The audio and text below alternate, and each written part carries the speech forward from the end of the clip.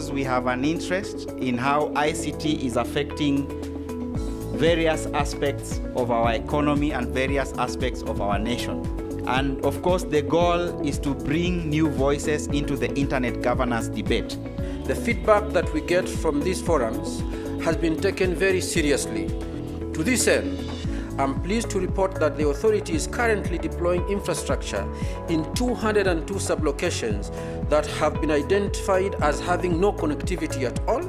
But we still know there are big challenges of access and inclusion. And which is why in today's theme of our IGF, we have ICTs for Kenya's development. How do we bring everyone on board? Could you please give us the current ICT landscape? We have every county headquarters now is served with fiber optic. And this financial year, between July this year and June next year, we're going to move to all the sub-county headquarters. What are some of those best practices that Kenya can borrow to bring everyone on board? The access to internet is in Estonia, yes, it is considered a basic human right. And one of the benefits, of course, to the country is that it is able to do the necessary financial planning for the country. But one of the benefits to the individuals and companies is that after doing the tax returns online, within 4 days, the government returns all excess tax paid. I'm just wondering whether we shouldn't think of being like Estonia. And what I'd like to ask the Honorable Kisang is what he's doing about educating the youth about internet laws. Immediately the laws are passed, we actually don't have a way of now going outside there to tell the youth, to tell the population about the law, because we believe as soon as we do the public participation, people should know. But what we need maybe going forward is to use forums like people like Internet who can easily access resources from donors. Some of the service providers, they actually kill innovations because at the time you approach them, they don't give you what is in their bag. They tell you first to give them what you have. And when you give them, they can take off with it. You have a case of mshwari. First and foremost, when it has matured, you must patent it, so as to make sure that whatever you come up with, you are able to benefit out of it, and it actually can be upgraded to a national and global scale. As you're attempting to pass the data protection bill, are there kind of clauses that you will be looking to add just in terms of kind of securing whatever financial transactions are happening online? Very soon, the paper, we are going to advertise about data protection bill. You can come to the committee, give your views on all issues on data. If it is banking information, mobile information, we are ready, we'll be waiting. Most of these bills and regulations that you are seeing, as well intended as they are, they sort of have the big boys in mind. So what are you doing to make sure that everything that you're doing has everybody in mind, just as the theme of the event is? It's because they're the ones who come forward. But going forward, we'll have to take care of the youth also. Sometimes the big boys come out to articulate their interests at the point of the enabling environment, the licensing framework. If you look at our unified licensing framework, it has 3 levels. The big boys are the owners of infrastructure, but they also provide services. There are another level of application service providers, and we also have content service provider licenses. And when you look at the content service provision layer, the majority of the people who are providing services in this layer are actually the youth. Honorable Kisang, so you said that you're going to build a university in the rural areas. The university, we said we'll set up a university in Konza, but what we want to have at every location or every 2 locations is what we call constituency innovation hub. So some people in those areas cannot afford electronics. They don't even know how to use electronics. So have you thought of, you give them phones or some device to use? We want to set up assemblies to manufacture phones. We'll have smartphones costing 1,000 bob, between 500 to about 2,000.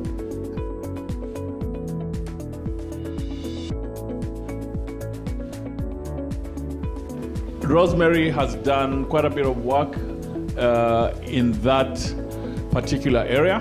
There's a suggestion in the finance bill that the interest rates should be done away with.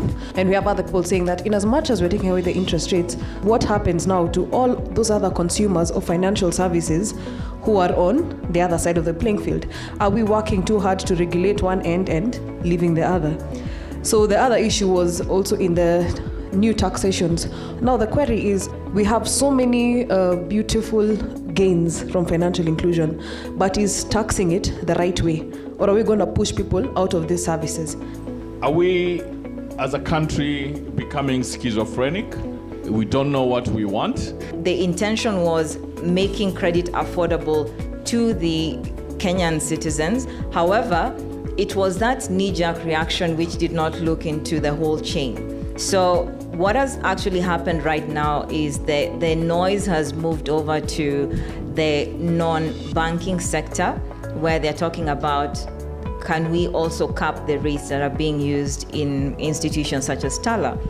Movement towards this new financial bill, more regulation, and how that's sort of affecting the banking sector. What has happened now with that cap, if our engine showed that we should have given you 15%, we can't, because the cap says it's 14.5. So a lot of people have gone to other markets for the bigger loans, the Shylocks and those kinds of things. So I think overregulation definitely is going to stifle the banks in terms of making money, but I think it's also pushed us to try and be more innovative in our lending strategies. I've always wondered why, in a country of 40 million Kenyans, you have less than 30,000 mortgages. First of all is the cost of housing in Kenya has been very high. And once you factor in the interest rates, it becomes extremely impossible for the average Kenyan to own a home. And then when you take the way credit evaluation is done, again, people who are employed seem to have more access to these facilities. How do you think innovation is going to move forward in terms of financial inclusion? Data is powerful, and I think the science and the tools behind it allow you to reach mass market. From your end, how do you handle frauds? Such kind of cases, someone has used my information to register and get a loan. We're working on more and more additional checks. That does slow down the pace at which we onboard you, but we do believe that through diverse ways of getting your information and collaborating in the industry, we can do that a lot better. Whatever we are trying to address through the Digital Protection Bill and Cybersecurity Bill cannot be addressed just through those bills. They're supposed to be addressed through an electronic transaction law. I hear your suggestion. My only question is, does this industry need more regulation than it already has? Are we going to stifle innovation? How long till we see cheaper than bank loans through fintech platforms? We do not know this customer. So for me, it would only happen if, say, the banking sector increases their interest rates. How do you sensitize your products to reach out to the SMEs? We do a lot of outreach to the SMEs, but I think we're only accessing maybe 5% of all the SMEs in the country. So there's definitely something that's lacking. Do you also reveal out the hidden costs? Every institution, by the Consumer Protection Act, is supposed to show you a breakdown of all the costs that you're going to pay before you accepted the user agreement or you signed and said yes. I just want to know, how are you able to access the IPRS? Under what legal framework are you able to do that?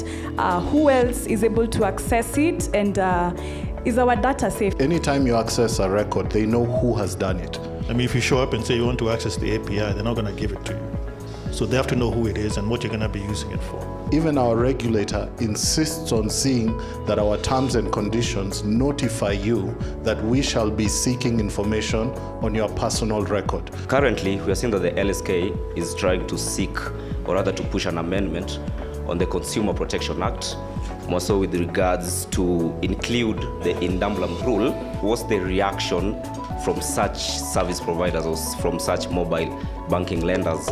Now, what she's talking about is a proposed amendment in regards to loans, where the maximum will be, if it was 5,000, the most you can be charged is another 5,000. Duplum, just normal English, double.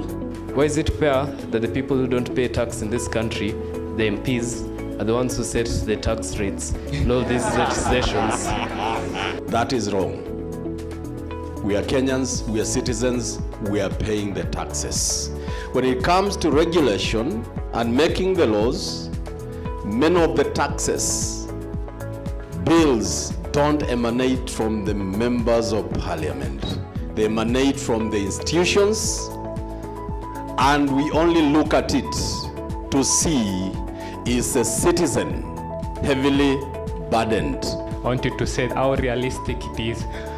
So scenarios, a house where a student can pay 6,000 shillings per month, lifetime payments, get an ownership deed after the first payment, and no interest rates. Tenant purchase scheme, TPS. So essentially in a TPS arrangement, you enter a house and your rent goes towards you owning it. I think at the heart of it is the funding question. If we can find a way to get the money, direct funds coming from wherever towards what you're saying, it is very possible. But again, where is that money coming from? For how long? We don't want you to enter and pay 6,000, then after 3 years you're paying 18,000. Now we're going to look at strengthening data security in the context of emerging trends. Are we collecting too much data? I don't know whether there is an objective answer to that question. The answer is obviously yes. It doesn't even need to be digital data. When you walk into any building today, the first thing they want, tour ID, write your name, your telephone number, ID number, blah, blah, blah. Do you try to find out whether the data that you are being given is verified to be true data? In every single instance, we're not able to verify. So for example, in the purposes of giving you a physical address, if there are gaps that we need to address. They think of us as maybe data subjects, maybe consumers, you know. And so the problem with that kind of thinking is that we'll end up making a law or making a framework that addresses other interests and not centrality of the person. And we do not even know how or who accesses this data. To use Walobengo's example, who told us that it is safe to provide our name, phone number, ID to enter a building? In which use case was an investigation done, and the key in finding the actor was in that book that filled out.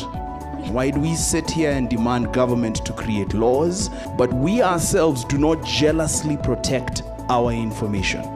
That, to me, is one of the biggest gaps. As long as nothing happens, you'll always say, okay, why did they take that? But should anything happen, that's a register that everybody will run to get the information about the occupants of the room and stuff. But now going to the next question, and you could also take that in, is then what are the emerging best practices that you'd recommend to enhance privacy and cybersecurity in Kenya? we don't have enough people who can handle cybersecurity. We don't have enough people who can actually be called experts on data protection. So even as we are moving into this framework, we need to start developing these necessary skills as a country. The lack of laws that covers, all the players is the biggest challenge, okay? Because some of the players, the banks, the telco operators already have something in place based on their licensing framework. But think about the garbage collector that comes to your house. They know you live there. They have your telephone number. They know your name. But how do we know the way in which they're handling that data? We don't. Because there's no law obligating them to act in a certain way with regard to your information. We should also sit and talk about the policy about data. What do we want to do with all this data that's being collected by government? These policies being put in place and how we're moving with what pace do we need to move at to be able to move with technology and to move with the world. We have to go through the stage of implementing these policies to make them, one, there should be a process by which to identify that you illegally collected the information, you misused it, and there was a loss, and here's a punishment. Two, we, the owners of the data, should recognize when our rights have been violated. The pace at which technology is advancing is a very interesting conversation. The time when I started using computers, we had these things called floppy disks. And I think they stored 3 megabytes, if that. Then we introduced this concept we called big data. And to maneuver anything that's big is complicated. So, ironically, as we are giving out this information, it is choking down these agencies that are collecting the data because they don't have a plan around how to manage it. They don't have a way on how to be able to go about. So the next best thing is go out and collect the data again. What role each of the stakeholders has in issues of data protection and cybersecurity? In the Kenyan case, I think it's something we have not considered in terms of how do we motivate training institutions to come in and start providing the skills necessary for the professionals who will then be required to ensure that the data collected is safe and secure. Everybody needs to negotiate for our rights and our humanity, our personality, our autonomy to be protected as much as possible. I refuse to sit back, and all due respect to our parliamentarians, to wait for them to come up with things to do as far as building capacity. I also refuse to sit back and wait for the educators to come up and build capacity. I have to do it myself. That is online that says or insinuates that Safaricom could actually be helping government and law enforcement agencies to actually carry out surveillance. The presumption is your information is accessible to no one else but us. That's actually the standard that's set under the Constitution. But like everything else, it has exceptions. And one of those exceptions will be in the case of law enforcement in relation to criminal matters. Banks are losing a lot of money from internet banking and mobile banking. So I was asking, what will be the solution? Banks are still making a significant amount of money as they lose it. And that motivation is interesting. On the flip side of that, however, as long as banks are losing all this money, they'll charge this additional interest, they'll be tighter on credit. So as a person, there needs to be a lot more in terms of what needs to be done by these organizations so as to be able to minimize it. Mwalimu, please comment on blockchain technology. With blockchain technology, if somebody in government or private sector accesses your information, it's able to send alerts to you, and you're able to know who accessed it, when, and you can follow up and ask why. And if they don't have a convincing answer, you can sue them. Walubengo, could we demonetize data? Unfortunately, data is the new oil, is the new currency. It has money. You can't wish it away. Could we have an Africa then GDPR? You know, we have the Europe one. I think not as Africa, but as Kenya, we have a good opportunity because we have a very open constitution. Is it the right data we have, or we just have a lot of noise that we are busy talking about? There is a significant of noise that's out there.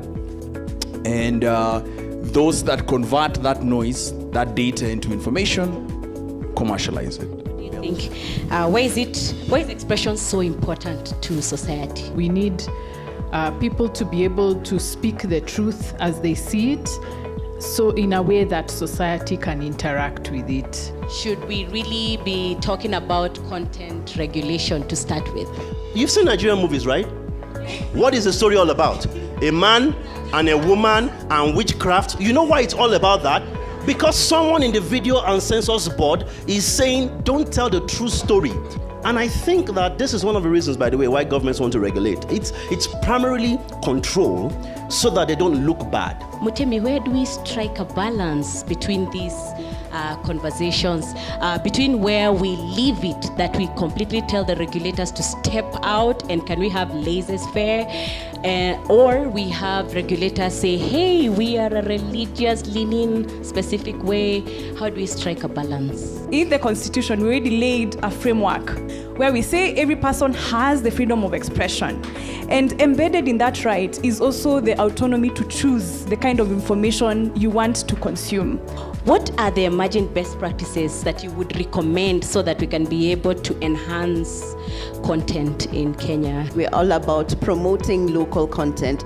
And when we bring in more and more regulation, then we are actually standing in the way of us producing more local content, which is what we're supposed to be doing. So we should be focusing on creating an enabling environment for the growth of our creative sector. I want us to give us a lot of time to give recommendations of how you think the best practices and roles that we should recommend to enhance content regulation. What we need to be doing is reinforcing our institutions, educating our people so that they can be able to make good choices about the arts that they are consuming. And for me, that's where we are weakest. So you see, we are looking at just the arts and the artists, but we are not looking at all these other institutions that should be supporting people so that they are not vulnerable to bad content.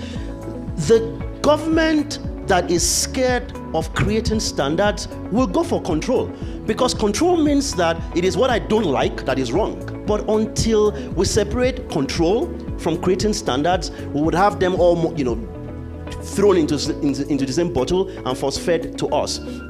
That's one. Secondly, the kind of people who are responsible for creating this control are not even subject matter experts. And it's important that when we're creating in regulations, the standards, the people who are the subject matter experts have to be in the room. The issue that we're currently facing as a country is that we do not have enough local content. And if we're focusing on regulation that is there to hinder local content, then we are focusing on the wrong issues. Move away from the moral or the morality discussion. Focus on choice. I don't know if you have observed the relationship between the regulator and the creatives. It's a very sour relationship. There is no progress that can take place in the current circumstances. Case study of Muliro Gardens. Assume you put that one as a content. At that time, there were over 10 million downloads, whereby you charge 10 shillings per download. And that one makes for Kakamega County about 100 million.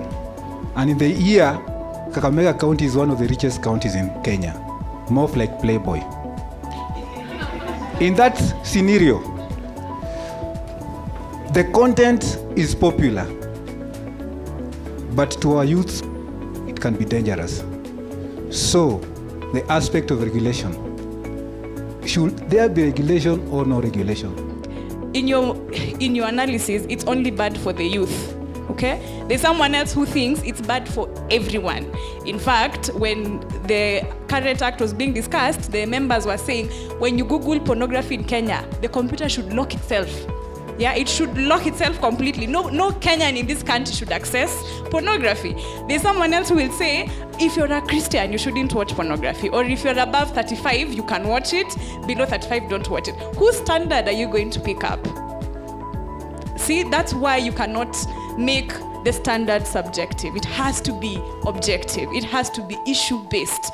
What's the problem? Is the problem that you do not want this kind of information accessible in a medium that everybody, including children, are found? Then address that issue.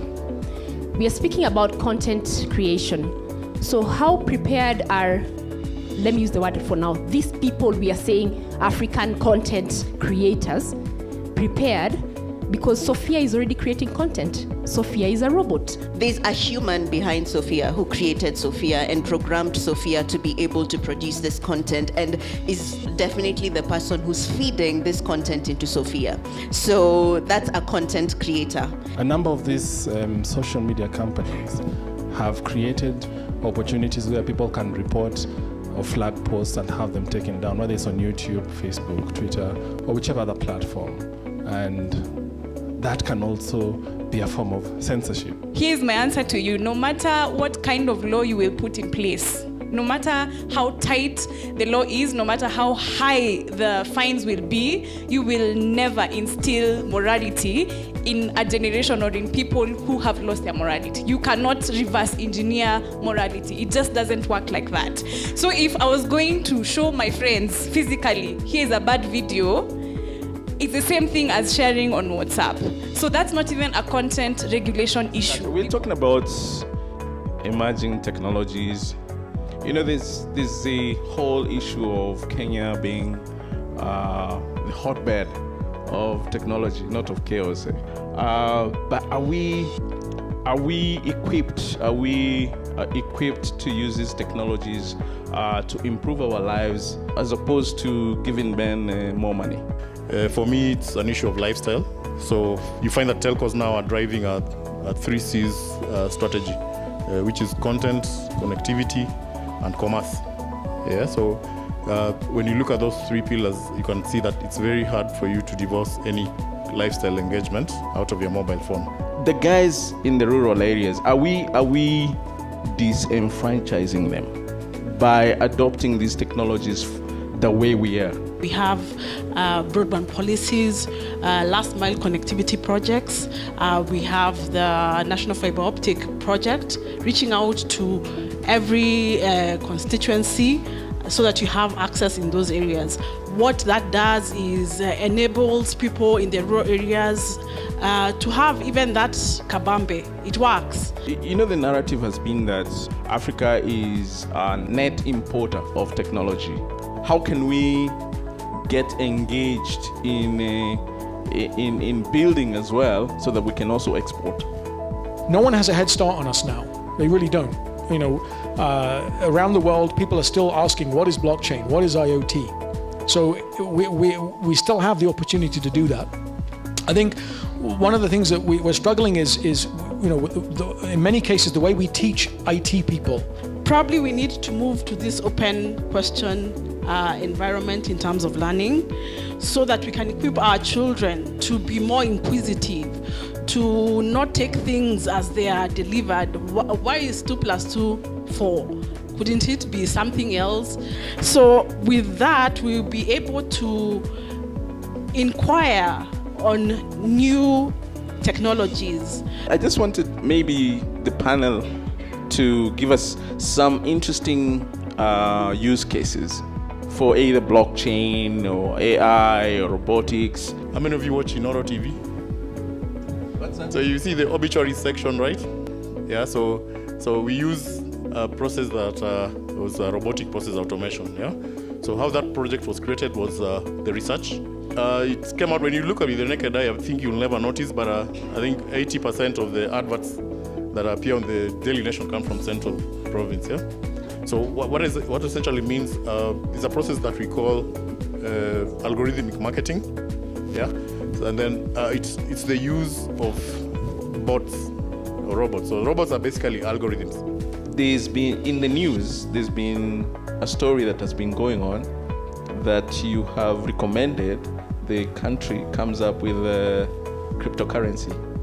Of course, blockchain is going to be the next revolution. But cryptocurrency or development of tokens to reward young people in terms of content creation and other things would be ideal.